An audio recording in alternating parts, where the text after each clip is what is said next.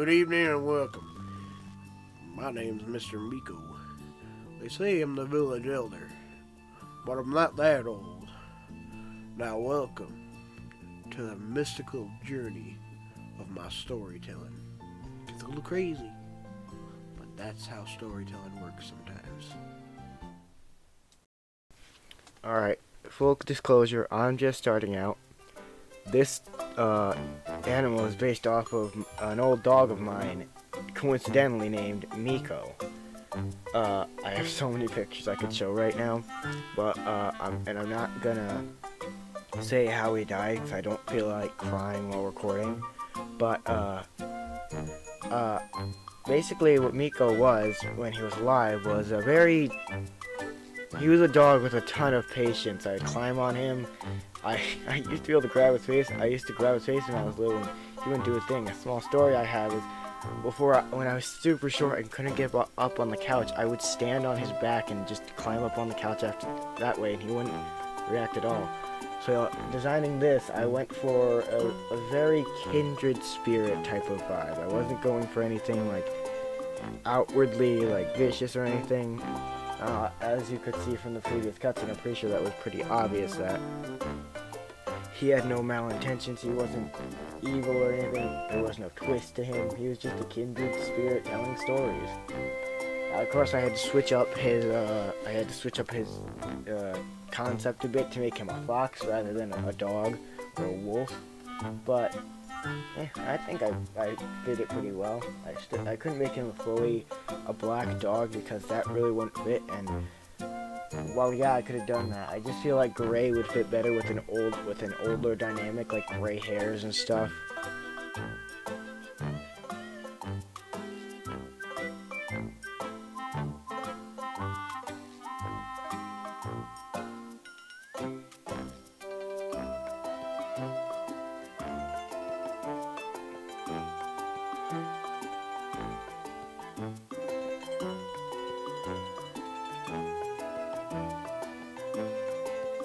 I'd like to mention as we get further into the video that my brother Caleb voice acts Mr. Miko, and he does a great job at giving an example of what I imagine Miko would sound like if he was alive.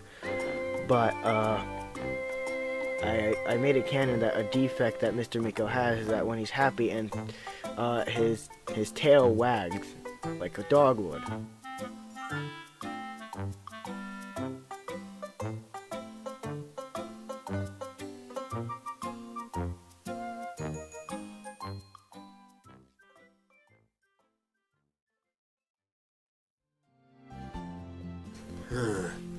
What to talk about? This picture here. This is not a picture of me. It's a scrappy child. What was his name? Oh yeah, Scrapper. He lived in this place many years ago. One day he just ran off with some Reaper kid. How do I know this? Sent me a letter once. Never heard from him again though. What if they still live in this town?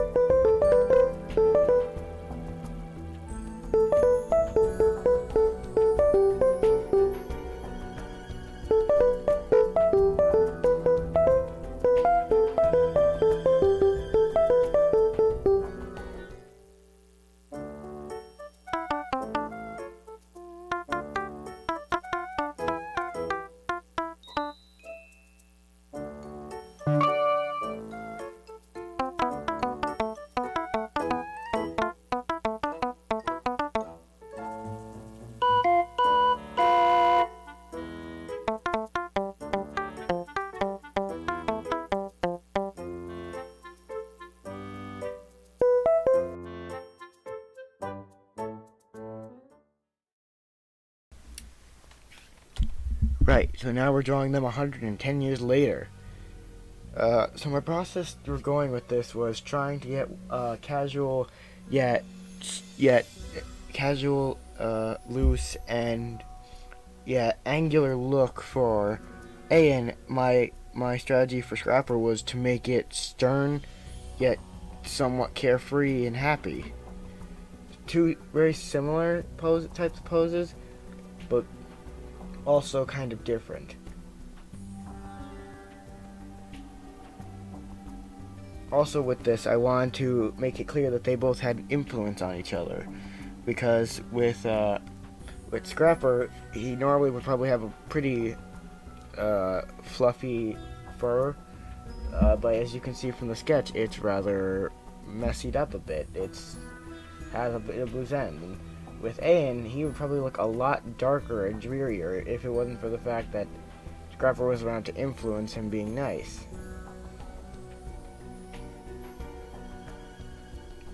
You can also see that Ayan is being rather friendly, and so is Scrapper, rather than what the general consensus was later explained to be the normal consensus of mean in the Reaper and Kitsune world.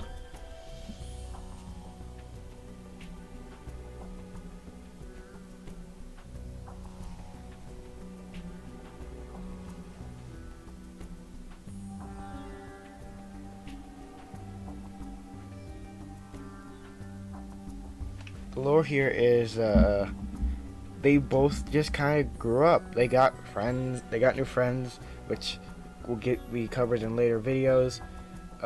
And they got jobs for a very long time, and that they're still messing around with magical hijinks instead of just being spiteful and instead of just kind of being around, they're doing stuff and having a great time. Now for shading.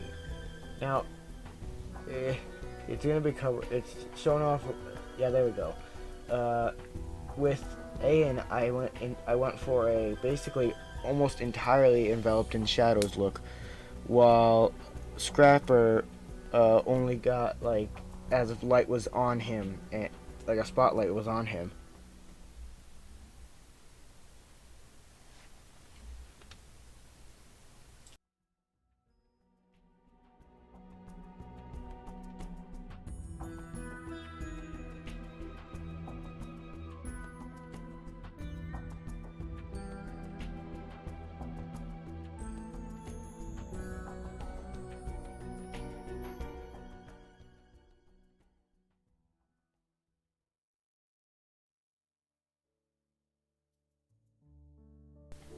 And now is the point where I reveal that these characters are not in fact original, because I designed these a long time ago, like 3 years ago, a long time ago. Here's a picture of them from back then. But literally, I only created them because, haha, I think they look cool. So what I did this time was, seeing their design, I created lore loosely based off of how they looked, and then redesign them so that they look better. Actually, fun fact about this video, it was done a long time ago, but it took me a week to make, and because I rushed it so much, I didn't think about anything. There was no lore. I moved like half the cast because I just hadn't come up with them yet, so I just decided to remake it, and then it took this long to make. But I'm glad that it took this long, because now I get to talk about the reason I decided the lore of these characters, like how this is Scrapper and Ayan's preferred look, because it means they can have the convenience of being human, like having legs, and just kind of being able to relate to a lot of people by being able to just chill out in that kind of way. But they can also have their spirit powers and not be fully human. It's the form they use when they're hanging out with their friends a lot. And but for this, I specifically went for a mix of supernatural, mystical, and human. So they're both floating, but they're also more humanoid and in more humanoid poses rather than them not being in humanoid poses like they weren't last time. So, actually, while I'm at it, why don't I show you the original picture and concept for the original Scrap Renee concepts. But yeah, that was my plan, to make them look more human at the same time less human in this artwork.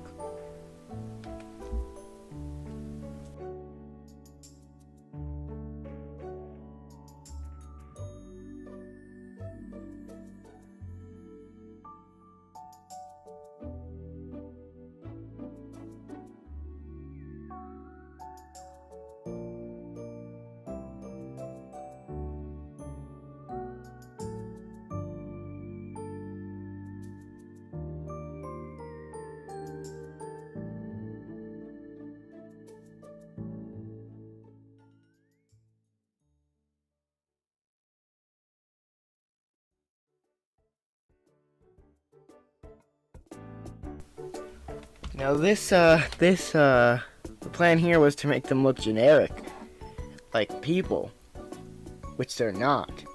Basically, quite literally ground them. Put their legs on the ground, make sure that, and at this point they're both working at their job in both of these arts, but they both work at separate jobs. And one of them likes it more than the other.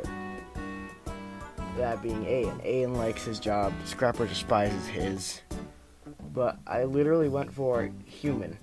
That was what was in my head while designing these. Everything else is the same, but I wanted to just make it toned down a bit. Honestly, but because of that, there isn't a whole lot to say about this, so just kind of enjoy the chill music that I put on in the background. And I'll see if I have anything else. Before I finish, the colors. I was going to, I basically made all their normal colors, well, Ayan's normal colors toned down, and then Scrapper, because this just adds on to the fact that he despises his job, has to wear completely different colors than normal.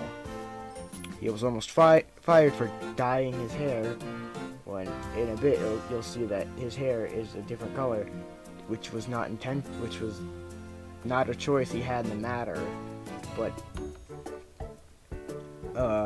like I said, there isn't a whole lot to say about this otherwise, so just chill out to the chill music.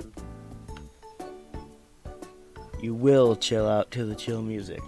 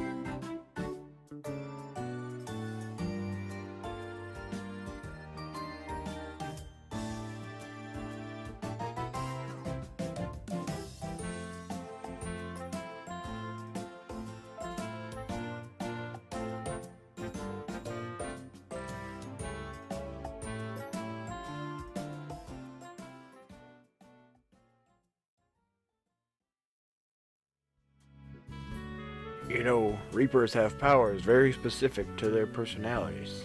Except for Bone Reapers, but we'll get on all that later.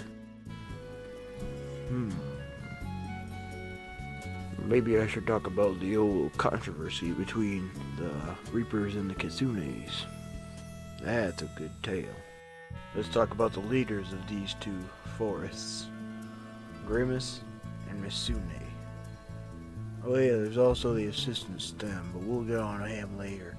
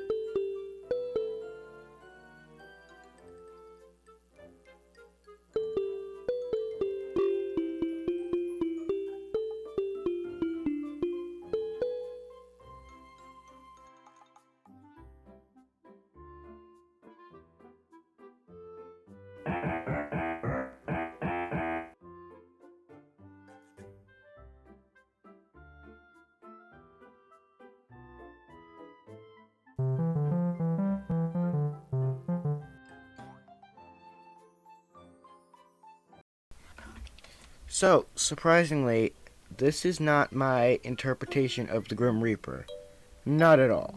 It's actually just what's known as Death's brother. Because it's not Death, it's supposed to be just Death's brother. Because Death is named Grimly, not Grimace. And he lives in the human world, but Grimace lives out in Amaja, so take that for what you will. It explains a bit later in the video what spirit how Grimace sees the different like spirits and how he functions and how he basically uses his ability to, send out different reapers, and how it's basically a functioning reaping business. But also, for his design, I went ahead and added a bunch of horns to his head as a kind of subtlety to, like, frizzy hair and whatnot. And so, I also added a bathrobe as his, for his official art, as kind of like, I know the general consensus for, like, in general folklore, it's like, oh yes, the Grim Reaper wears a cloak. So it's like, what if a bathrobe for his brother? His brother is just the crazy uncle of the family. And so I thought I'd fully influence that by giving him a weapon that is a garden rake rather than a scythe. He's a lot more, what's the word? Let's go with less automated. If I had to put it into words, the Grim Reaper doesn't do his own work and kind of hires different, like, the Grim Reaper doesn't do his own work anymore in the human world. At least that's my kind of lore thing for it. And so, but Grimace is out there actually working. He doesn't just put other Reapers on jobs for them to go do it. He actually goes out there and fights, which has led to it has led to stuff happening to him. We'll get to that later.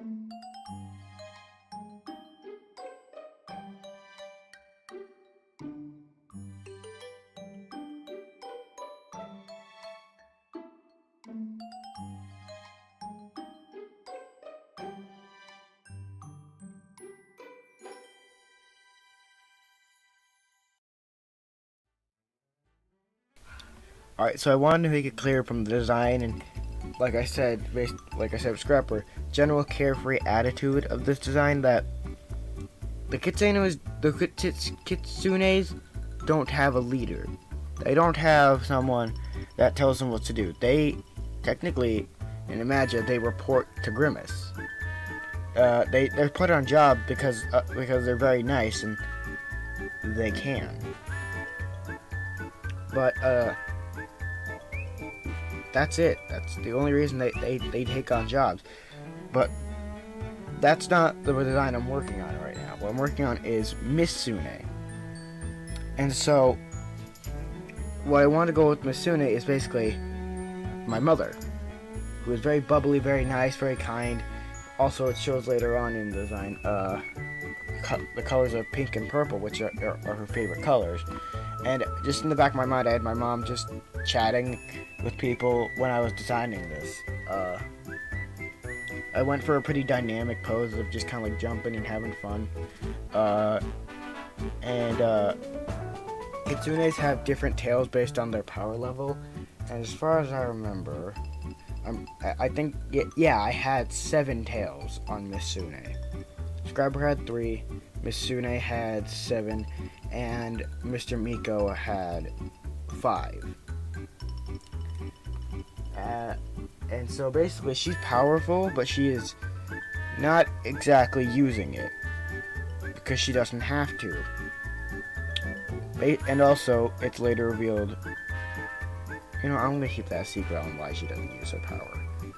I'll explain that in the next speed paint. Enjoy the music.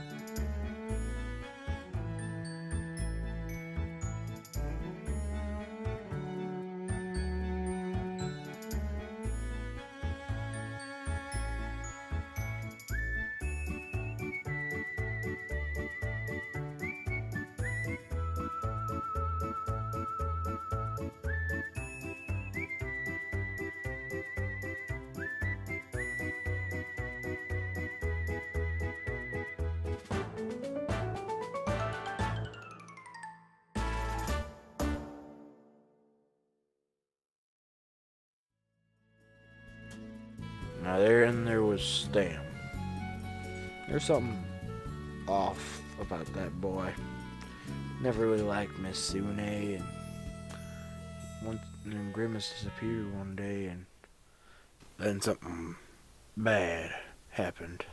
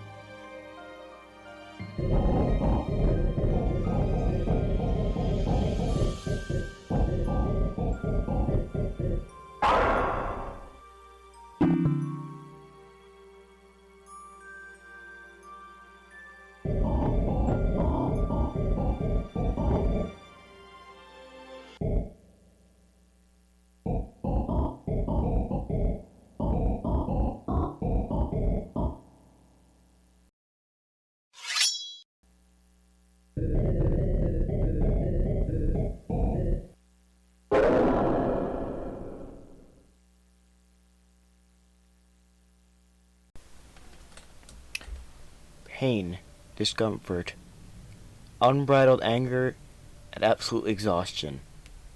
Those are the components I used when making this posing and lighting and all of the artwork in this. The original, I don't think the original posing and face does it justice until the end. But you saw the cutscene. You saw the cutscene before he went through this. His experimenting led to something that doesn't happen in Reapers, seeing as they are immortal beings. Decomposition while still alive. That's gruesome. And if I'm being honest, I want to take a second and say, this is why you need to take a people need to take a second and calm down. It's a lot more helpful than you think. Get help if you need it.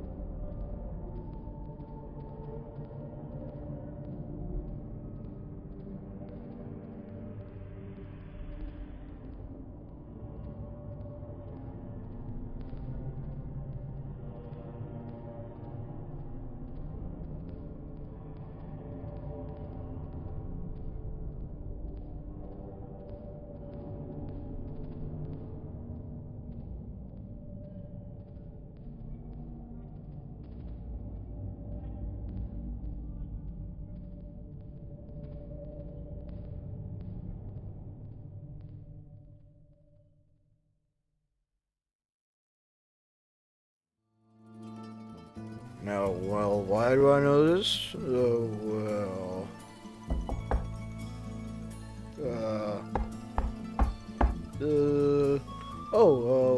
You should probably get going soon.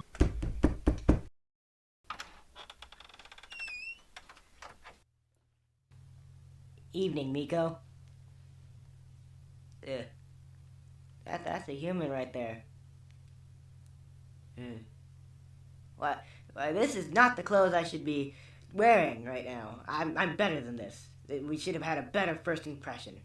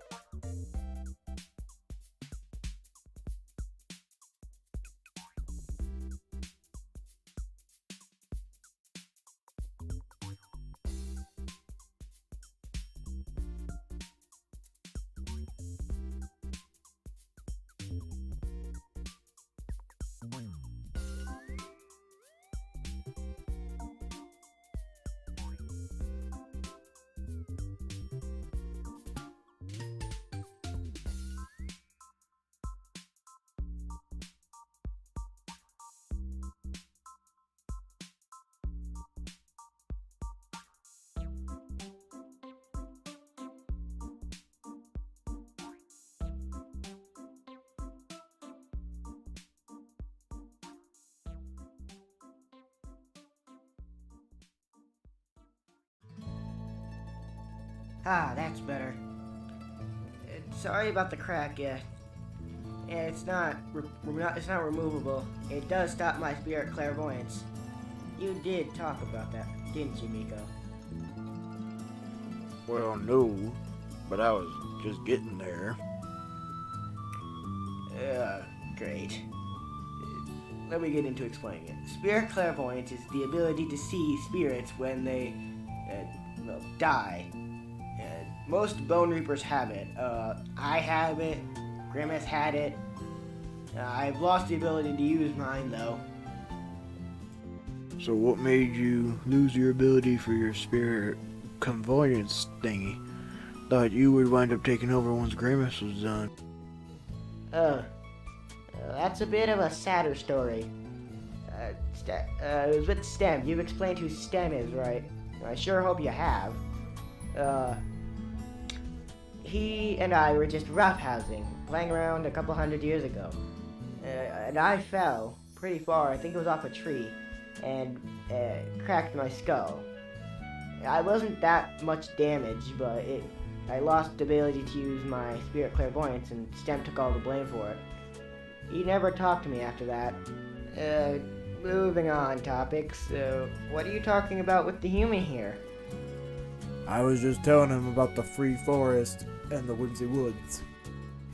Well, have you at least talked about the wonderful creatures around here? Not really. A lot of them are really dangerous to even talk about sometimes. Of course not. Well, then let's discuss the wondrous Omega.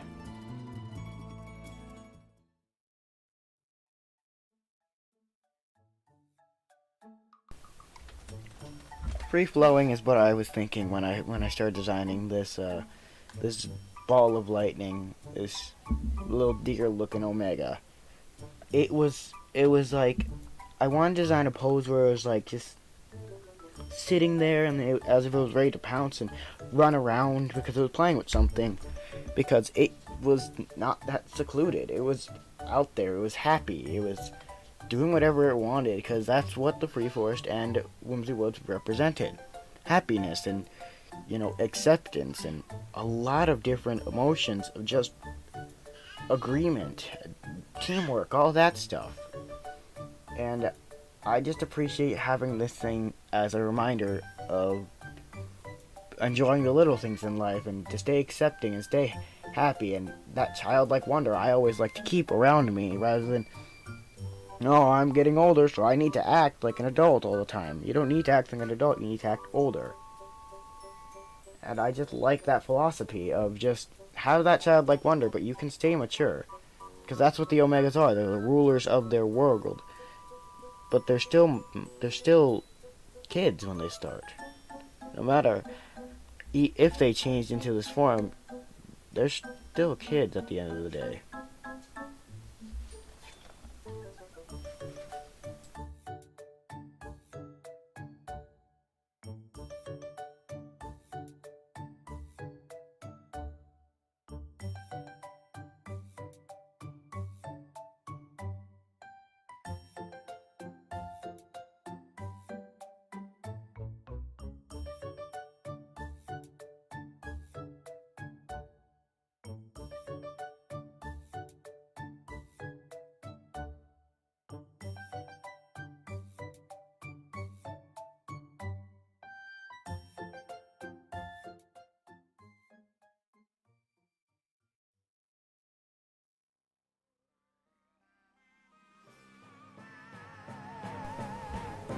I want the pure opposite of that for the adult version, because as it's probably, as it's been said, the Whimsy Woods and Free Forest aren't in a good state right now. And so that's what the Omegas represent, the state of the place they take care of.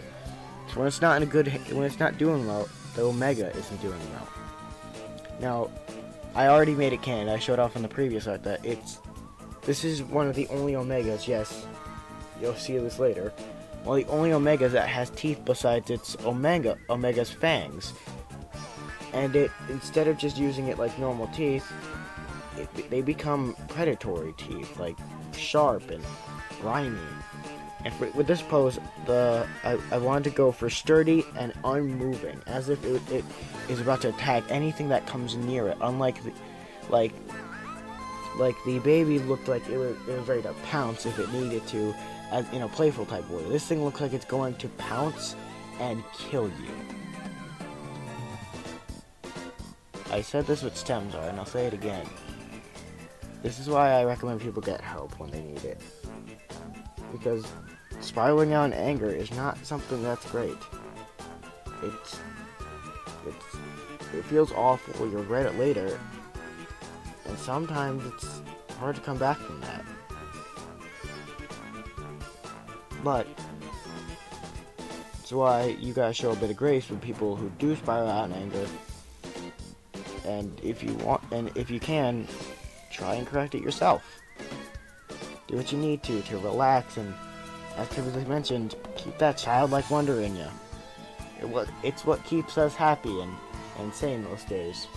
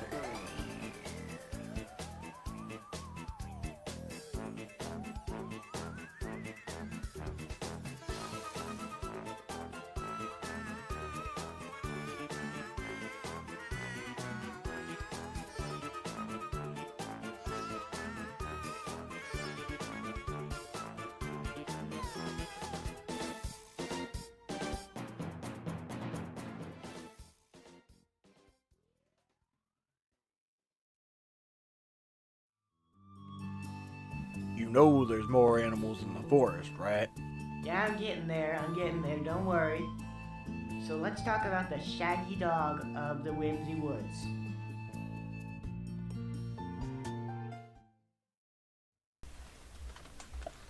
So they described it perfectly in the cutscene. It's the shaggy dog of the Whimsy Woods. Thing is about that though, as you can see from the sketch, it's actually kind of thin. It just looks imposing, so nothing messes with it. It's actually rather friendly. Unlike a lot of the other creatures in the Whimsy Woods, it's not a spirit creature, so it can't talk, or it's just kind of a dog type of thing, with a claw in its hand for mysterious reasons. And it just grabs stuff. It's like if I had to give an example, normal shaggy, like it's normal, like take a husky. It's like almost double the size of a husky, just on its own, and it looks even more imposing when it has a bunch of mussied up fur covered in mud and a giant claw on its tail that scientists still don't know if it can actually control or if it just kind of wheels around and tries grabbing stuff with it. But I thought for the pose I'd go with something like steady, as if it's like trying to see if anything is around it, but also one that's not, I'm gonna murder anything that comes around me. Something that's just like, make sure there's nothing around. But like I said, it's rather friendly, so.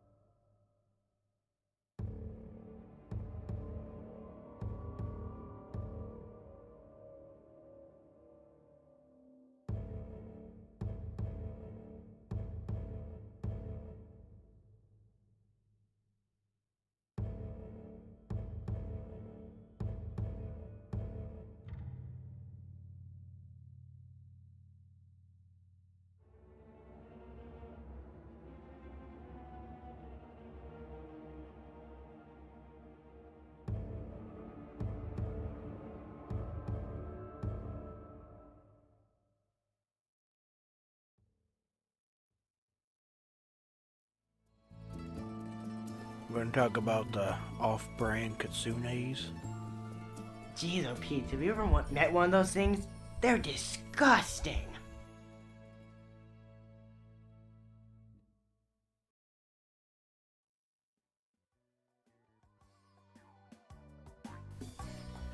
So what I wanted with this thing, with the words, is for it to look insane. Because it is insane. It's like they said, a kitsune ripoff. Basically something that wants to be doesn't want to be. It thinks it's as powerful as kitsunes, and it's dumb enough to try and fight anything that is as powerful as one. They normally travel in packs though, so they can surround things pretty well. The Mudfoots are literally one of their main disturbances because they'll try and fight one, lose, and then gang up on it. It's great. So I went for a washed out color scheme later, and I actually tried out and succeeded on doing some new lighting stuff for it. But I literally gave it a rat's tail. Just like a tail without hair. And gave it leaf like fur all around. It literally looks like it has leaves all over, which yeah, kind of does. They look and feel like leaves, but they have the texture of fur. Like they have little pieces. They have like little. They're made of. They look like leaves, but they're made of fur.